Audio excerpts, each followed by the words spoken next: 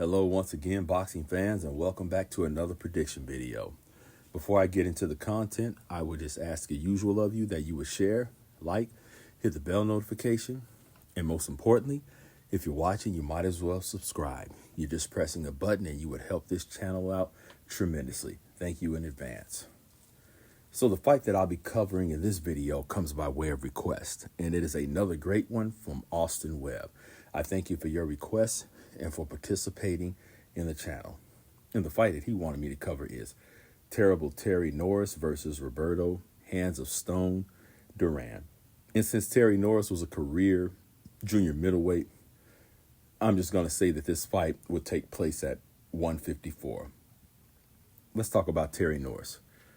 I already mentioned he was a career junior middleweight. He had lightning quick hands, quick combinations.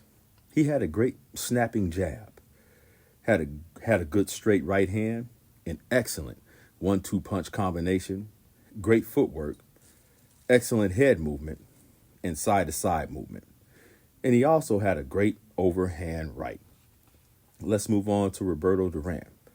Roberto Duran was known for his thudding power, his pressure, and I truly feel that his boxing skills and technical abilities was overshadowed by his power and his pressure, in my opinion. I feel that Duran had some of the best head movement I've ever seen. He had an excellent jab, underrated defense. He was a great counterpuncher, especially with his overhand right.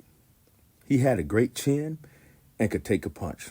And when Duran was at his best, he was a beast. Okay, so here's some thoughts on how I think this fight would take place. From what I've seen, Roberto Duran was often at a disadvantage when he was backpedaling.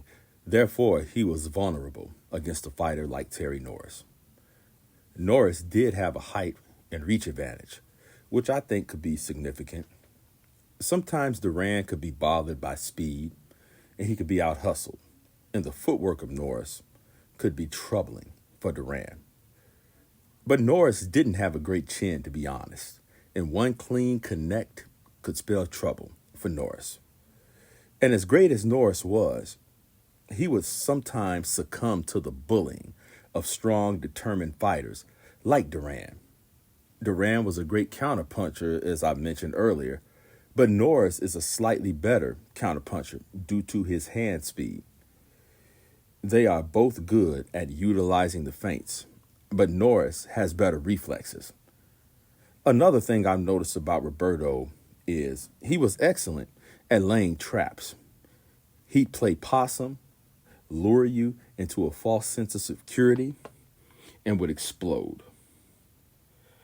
And when Duran committed to that body, he could do some serious damage. Duran was definitely the better inside fighter than Norris, and I have a feeling that this will be a key factor in this fight. And so the more I think about this fight, I can see Terry Norris becoming overconfident and getting caught with something. Now I believe Norris was the more skilled technician, but you need more than skills to beat Duran. You need an engine that can take you into the deep waters.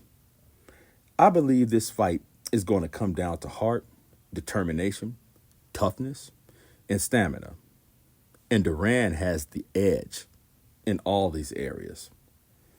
I see Norris fading in the late rounds after a great start and crumbling under Duran's pressure.